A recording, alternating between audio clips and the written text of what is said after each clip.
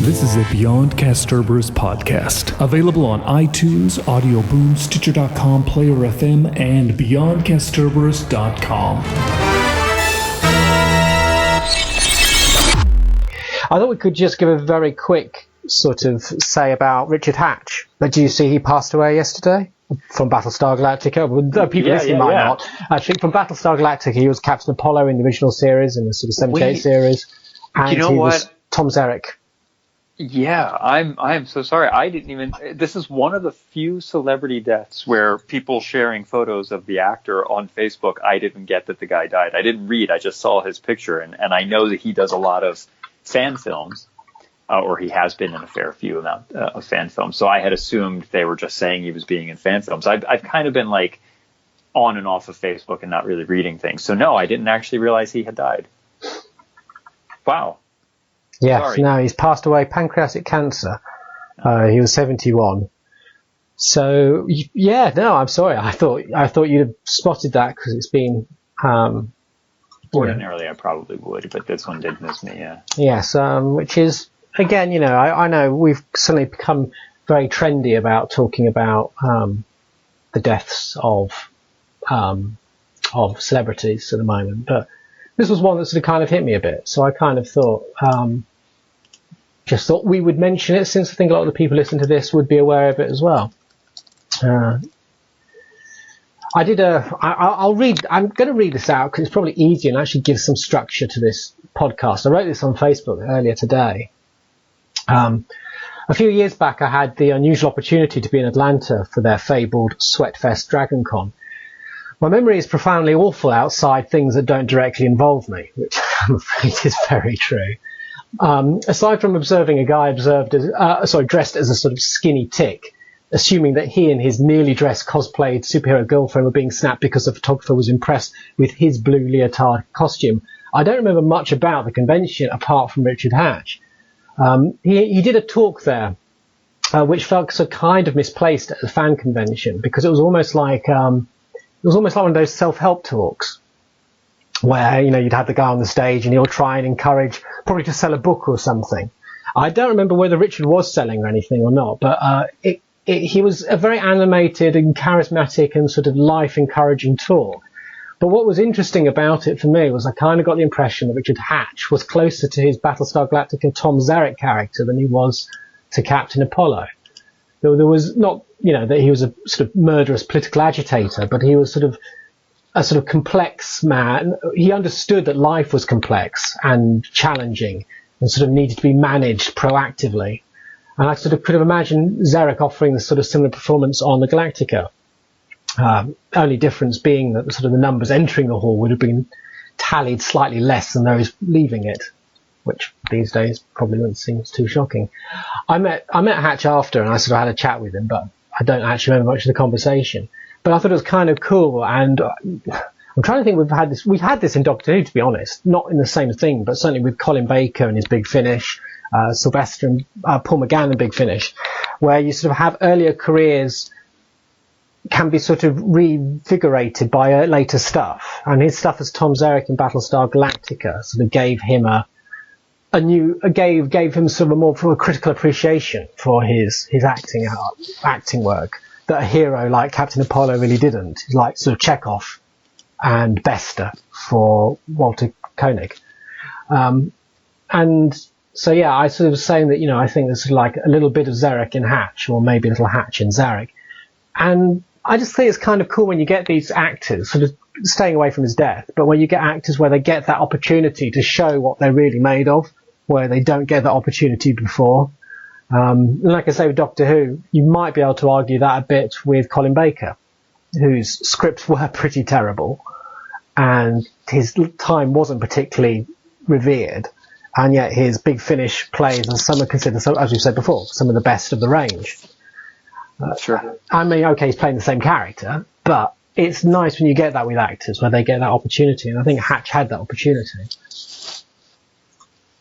You know, I have to be honest, like, I don't know much of his work, although I feel like a complete idiot. I didn't even realize he was in an episode of MacGyver. I'm going to watch that later. I didn't know that. I didn't know. But I did just earlier in the year, and I think I told you this. I had, or earlier last year rather, I watched the whole Battlestar Galactica, the original series, and I have to be honest and say I enjoy it more than the new series. I can imagine that with characters. You. What's that? I can imagine that with you. Yeah, I liked the characters. I liked the stories. I think there's a difference to storytelling from, we'll even bring this to Doctor Who. It's classic Doctor Who with Battlestar Galactica in, what was that, the 70s, 80s? Yeah, 70s. And then with now. And like now, there's always a heavy focus on personal character drama. And it's not like they didn't have that in the past. They certainly, I mean, like, if you look at Battlestar Galactica, Apollo's character fell in love with the medicine woman, whose name is completely escaping me right now. Dr. Quinn, medicine woman. Oh, what is her name? She's even in James Bond. Seymour. Jane Seymour. Thank you. Jane Seymour, yeah. And, through that, he had gained a child. He had a brother that he had lost in the first episode, a father in the story. There was a best friend that was constantly getting him in trouble. And it was a little bit more, almost in a sense, kind of a buddy comedy at times, but still also, a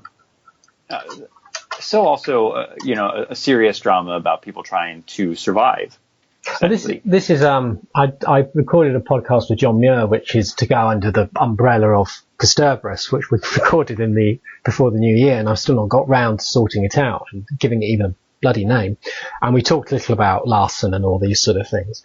And it's kind of a shame. I think the problem with that Battlestar Galactica is that it's a great idea, and like so many of his shows, the pilots are really strong, and then you see the sort of conventions of television just slowly strip away from some of those sort of quality drama things, and you sort of lose them. But I think with things like Doctor Who in that sort of era and Battlestar Galactica, and where I think it suits you is that I get the impression from television that there's a certain amount of escapism that you like. You're not actually looking for reflections on society, cultural politics. You're sort of looking for something which you can just enjoy and just free your mind to, almost. Is that unfair, or is that... No, that's very true. I've said quite often that actually a lot of people, when they want to have certain movies about certain things, I like space, I like modern day adventures with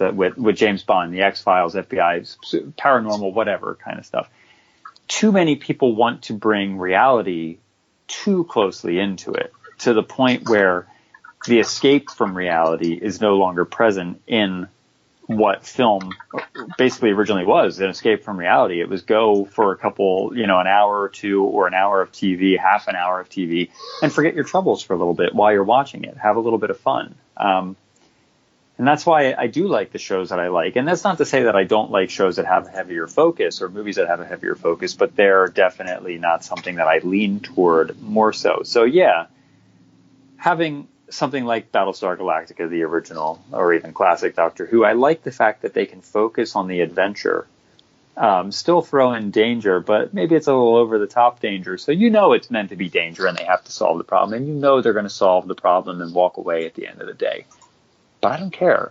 I'm having fun with those characters, and that's what I want to have, is fun with those characters. So I'm not overly fond of character deaths. As some people are, as some TV shows are. I just like to enjoy the adventure. So yeah, I think that's a fair analogy for sure. No, I can understand that. I mean, I like both. I find the original Battlestar, I have a lot of fond memories for it. I think you can just have some very straightforward fun with it. I think it is terrible in the areas, really terrible, especially later on, the back end of the season, some absolutely awful stuff. But I can sort of see why people can sit on both camps, and I love what they did in the remake, but I still have a lot of love for the original. But yeah, it's a shame that Richard Hatch has passed away. 71 still seems young to me. Someone I saw on Twitter, on Facebook, sort of went, 71, but that's not young.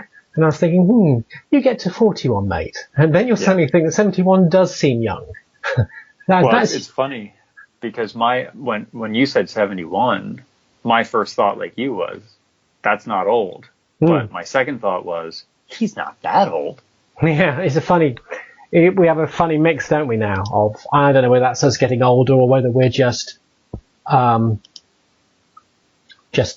seeing things differently, or whether culturally we're seeing things differently. I don't know. But yeah, 71, it was a shame. He seemed quite fit. He was very animated when I saw him. That's crazy. That means Dirk Benedict is also 71. Jeez. I don't picture these people being that age. I mean, like I don't think age is different now than it was.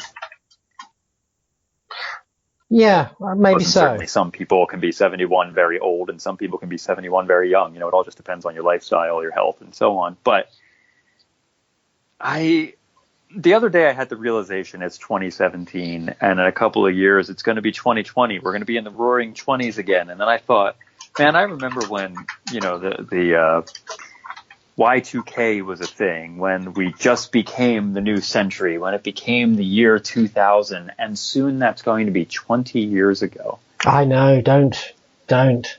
Yeah, it's just so strange, you know? It's so strange. But, you know, I mean, this is the one thing that, you know, unfortunately with actors like Richard Hatch and John Hurt, people are starting in on something that I think devalues the memory of the actor, or devalues the situation. Okay, these people have died. They passed away. Last year, my grandmother passed away as one of the last people of 2016 on New Year's Eve. And my thought process on everything, I was already disliking it, but my thought process had hit a different plateau there. And I thought, all year long throughout 2016, whenever a celebrity would die, people would get onto Facebook or social media and say, F you 2016, this year sucks. Why are you going to take another one, 2016? And it's like, can we stop blaming an arbitrary number for the death of people? Like, people get old and they will die. People will get illnesses and they will die. It is very sad, and it should be very sad. And that's what we should be remembering, the life of these people and the fact that they were taken too early from us, not a comedic meme about people dying because of the number of a year. You know, it's already started with 2017 from the few celebrity deaths that we've had this year. I don't partake in them. I'm kind of sick of them. And maybe other people disagree. Maybe it helps them cope. I don't know. But I just sit there and I think, when I see a celebrity death, probably the reason that I missed Richard Hatch is because I didn't immediately see somebody post FU 2017, you know, it's probably why that one slipped past me. But I just feel that somebody like Richard Hatch with his career, somebody like John Hurt with his career, Mary Tyler Moore and her career, there's so much more to celebrate there than to sit there and just make a post about how angry you are at the year. Talk about something else that these people have done. My wife and I are watching the Dick Van Dyke Show. And just by chance watching the show, not even because Mary Tyler Moore had passed away, a friend of ours was telling us how much they were watching it and how much the comedy has held up all these years. And we thought, you know what, I could go for that. And it does. It's just simple, clean humor. It's funny. It really holds up, and it's great to see her. She's a joy to watch. So is Dick Van Dyke in this show. And that's what I think we should be doing, you know, celebrating what they've given us, no matter who they are. So I don't know. I don't think I've had an outlet for my annoyance at the whole FU 2016 or 2017 thing. And now I have, and I got it out, and I feel great. I know what you mean. It's one of those funny things where I can sort of understand there's a few people I noticed starting to get a bit fed up with the, oh my God, 2016, you know, fuck you 2016. And I kind of got it in a way. I could understand there was a sort of way of how we do compartmentalize naturally by birthdays and Christmas. We compartmentalize periods. And over this period, there seemed to be a lot of people from probably our group, our generation, whatever generation we are, if we're still classified as X, who were seeing their sort of people pass away that they knew. Yet at the same time, I get totally what you mean, that there's this sort of feeling that it devalues that person, that it becomes part of this sort of discourse on not history, but on media and on our reactions. It's about us, not about them. It's like they're just another keg being loaded onto the truck that we're just annoyed about. Another toxic keg being loaded on the truck. Right. It's not about them. It's the fact there's just so many of them and how it's affecting us. What's happening to my childhood? You're taking them all away from me. You're thinking these are actually people. These are people with families, and people who are genuinely hurting, and you're not seeming able to disassociate the fact that this is something real with the fact that someone's just taken away your toy, almost. Right. And yet, at the same time, people like Leia, because people, often mourning Leia than Carrie Fisher, Leia was something to them, as it is to, as people are to us, The Brigadier to us is perhaps more real to us than the neighbour down the street, because we know more about the Brigadier, we've seen more of the Brigadier, he's had more of an emotional impact on us than a real person. So there is all that. But anyway, sorry. Yes, no, I will say that when Carrie Fisher passed away, when Leonard Nimoy passed away, and probably even David Bowie when he passed away,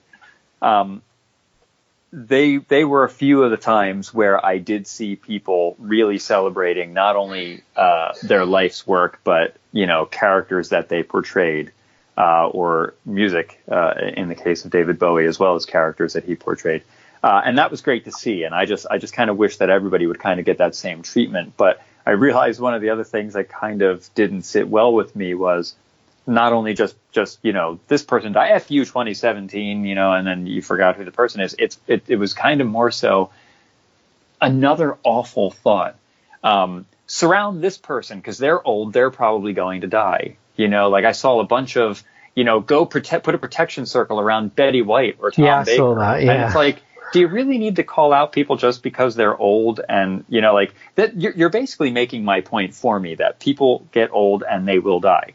Betty White and Tom Baker aren't going to be here forever. I wish them a very long life, and I really hope they are. And it's going to be a sad day when Tom Baker is not here to be my doctor. But, it was really rude. It was a big, like, let's say Carrie Fisher passes away and somebody's post is FU 2017, put a protection circle around Tom Baker. Well, What have you done for Carrie Fisher and her memory and her legacy? Granted, a lot of people did some great stuff for her. One of my friends wrote a really fantastic post about her and what Princess Leia meant to him and to the universe, and even Carrie Fisher with all of her work with mental health and so on. So there's a lot to be celebrated, and people did, thankfully, for a few of these celebrities. But I don't know.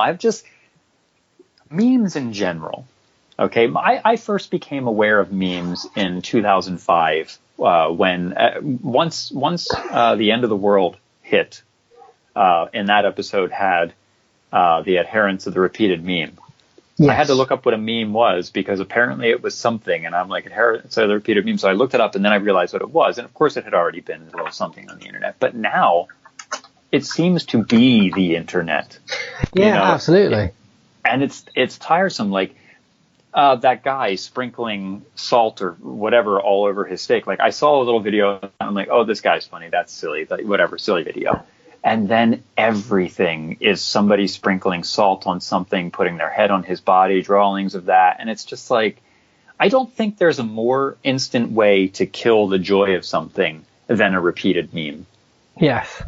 And then when you turn a celebrity's death into a repeated meme, it's the same thing. Yeah, well, I thought that when John Hurt died, my first thought was I can't stand to see all these soppy eulogies and memes, more than the sort of Facebook friends or cohorts. I was going to say whining, which perhaps shows my opinion. Feeling upset over the death of John Hurt. I was thinking, I can't stand the thought of all these memes that will come up of him looking glorious as the Doctor and all the other Doctors looking sad around him, and this, I just can't stand it. I don't like, and again, it's nothing about how people feel. They're all entitled to feel as they want, and that is the nature of social media. And if you don't like it, then you can adjust your settings. But there is just that feeling of, it's such a sort of, it feels like I don't know. It's like, it feels, to go back to Doctor Who, like the Zorbeloff. It feels like just sort of sucking in other people into your own gestalt bubble.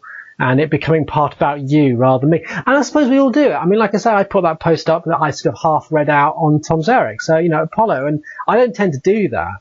And yeah, so in a sense, we all, to some degree, do own a little bit of it, and we do talk because people are talking about it, they want to talk about it.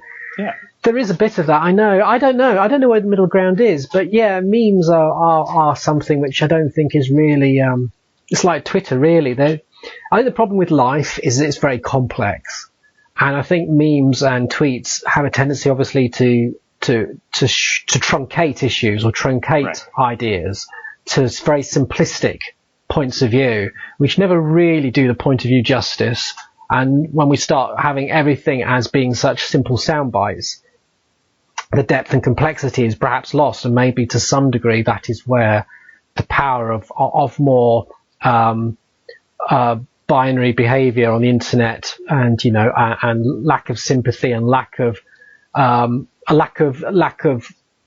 consideration has come from lack of empathy, is because we're just sort of so used to everything being simplified when nothing ever is. Right. So I don't know. Yeah, and I honestly, I know some memes certainly can be celebratory. They can help enhance the fun of something. It's everything in moderation is kind of the thing. But once what you're doing makes the sad thing become a joke, or even a good thing become too much,